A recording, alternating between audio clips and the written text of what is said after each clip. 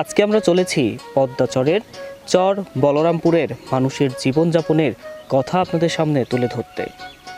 গ্রামের এই মিঠো পথ ধরেই চলেছি আজকের এই গন্তব্য। তো চলুন শুরু করা যাক আজকের এই ভিডিও।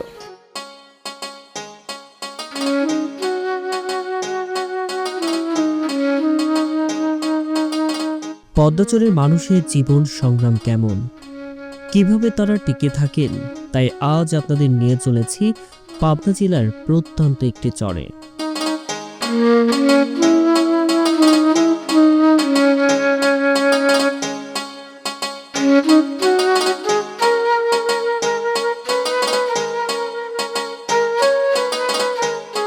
ধুলোমাখা এই মিঠো পথে বারবার ফিরে যেতে মন চাইছে।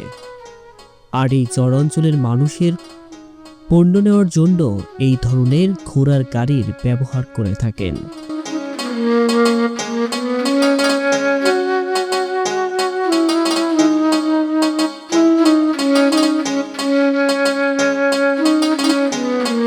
ভাড়া লাগিরাম। ভাড়া লাগিরাম। হ্যাঁ। আর এই সামনে যে চর আছে, চরের নাম কি? চর বলরামপুর। চর বলরামপুর। এখন কি নদীতে এই রাস্তা দিয়ে যাওয়া যায়?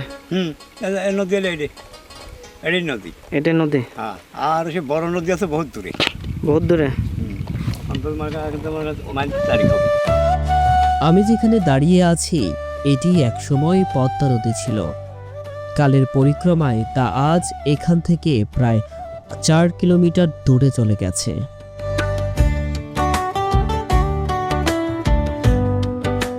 এখানে যখন গিয়েছি তখন থেকেই এই ছেলেসহ কয়েকজন এই গাছটিতে কেউ উঠে, কেউ বা লাঠি দিয়ে ঢিল ছুঁড়ে বড়ই পাড়ছেন। কখনো বড়ই পাড়ছে, কখনো বড়ই খাচ্ছে। এই দৃশ্যটি দেখলে ছোটবেলার সেই সময়গুলোর কথা চোখের সামনে ভাসতে থাকে।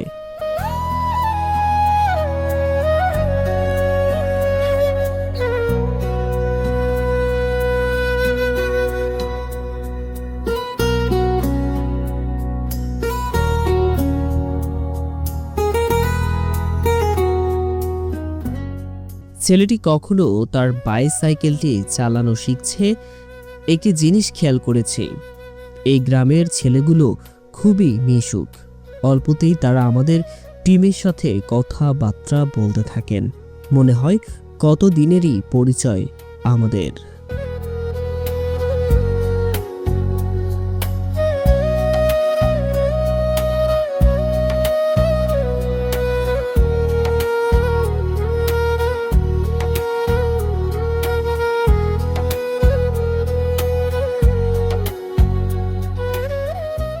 যে রাস্তা ধরে চলেছি এটিও একসময় নদী ছিল। ধীরে ধীরে চর জাগতে জাগতে এখন আবাদি জমিতে রূপান্তর নিয়েছে। যে ঘরটি দেখছেন এটি একটি স্যালো মেশিনের ঘর।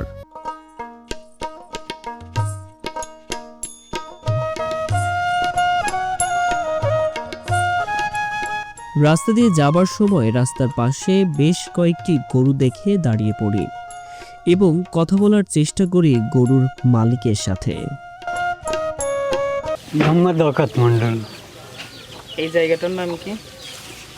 চর বলরামপুর। এখানে যে গরুগুলো আছে এটা কি আপনি নিজস্ব পালন করেন? হ্যাঁ, নিজেই লালন পালন করি। এই গরুর যে খাবারগুলো আসে সেটা নিজের জমি থেকে না কিনে খাওয়ান? না, কিনে খাওয়াই। ঘাস টাস খাওয়ান না? না, ঘাস ধরো মাঠে রাখি খাওয়াই। এই কতগুলো গরু আছে? 11টা। 11টা। এগুলো সবই কি আইরি গরু না বাছুর বলে? নারী গরু আছে 6টা আর 5টা গাভিন। কতদিন যাবত এই গরু লালন পালন করেন? তাতে 10-20 বছরের বেশি হয়ে গেল।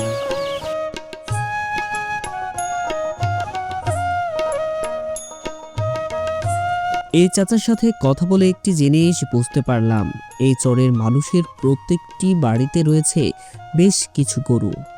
আর এখানকার মানুষগুলো খুবই মিশুক।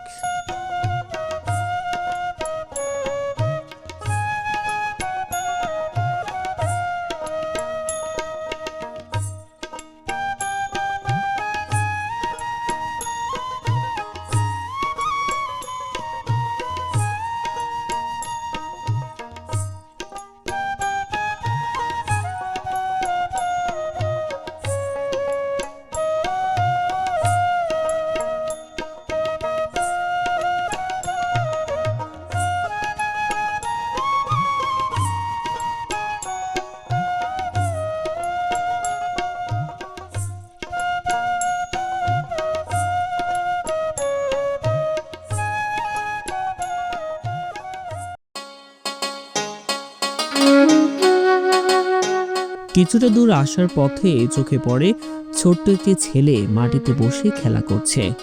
আমরাও নেমে যাই এই ছোট্ট সোনামণির সাথে আড্ডা দিতে।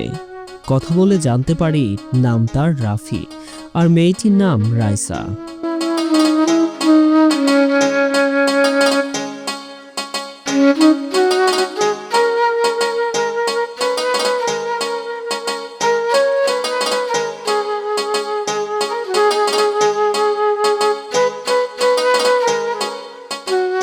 পদ্মা চর এখন খা খা করছে, কারণ পানি শূন্য পদ্মা।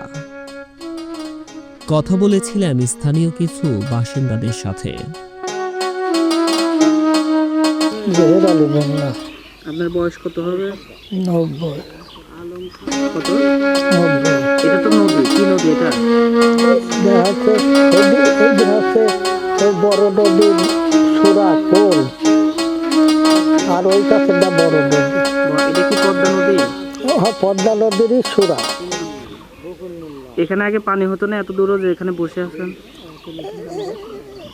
আগে ওই সেই কোল আমালে হয়ে গেছে, আর বর্ষায় উপরে ও যখনই উঠে না। আপনারা কখনো দেখেননি পানি এখানে? হ্যাঁ, আমরা দেখেছি, কত দেখেছি। এখানে সেই সময় মাছ টাছ ধরছেন? দুয়ার পাতেছি সব। আগে তো সোলার দুয়ার বানা বানা সব মাছ ধরেছেন? হ্যাঁ।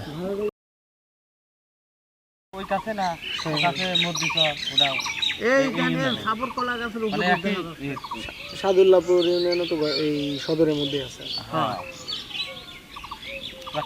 সদর শুনেন, সদর সূর্যনগরের সূর্যনগর বাজারের পাশাপাশি। আমার আব্বার তো মুক্তিযোদ্ধা ধরি ঘোষণা করতেন, স্টুডেন্ট হয়ে গেছিলে। হ্যাঁ হ্যাঁ, ওই মুক্তিযোদ্ধা কারা রাজাকাররা চীনা বাহিনীরা ওই আমরা দুর্গাই। আমি ব্যবসা টাকটুক করি, চাষের ব্যবসা। আসলে আপনার কি নাম? আমার নাম রহিম মোল্লা, আব্দুল রহিম মোল্লা। আমি বর্তমানে কি করতেছেন? আমি এখন এই মাঠে ঘাটে ধান কৃষির এইসব কাজ করি। নদীতে এখন মাছ পাওয়া যায় না? নদীতে তো বড় নদী মাছ ওঠে, ওই মাছই আমার বলরামপুর বাজারে আছে। বাজারে আসি ওই আমরা এই গ্রামের লোকে কিনে নিই। পরশুদিন আমি 1.25 কেজি মাছ লালাম 550 টাকাতে। কি মাছ পাওয়া যায় এখন? এখন পিয়েলি মাছ পাওয়া যায়, খরসালা পাওয়া যায়, এই যে গাড়িও মাছ বলে, মানে টাহি গাড়িও লয়। এই গাড়িও সাদা গাঙের গাড়ি। বয়স কতদিন হয়েছে আপনার? ধরেন 70 তো আল্লাহ ভরসায় মনে হয়েছে, বেশি কম। এখানে আমার চাষার লোক 70-এর উপর চা নিচে নাই। এখানকার মানুষজন অনেক সহজ সরল, তাদের কথার মাধ্যমেই বোঝা যায় তার আচার আচরণ কেমন।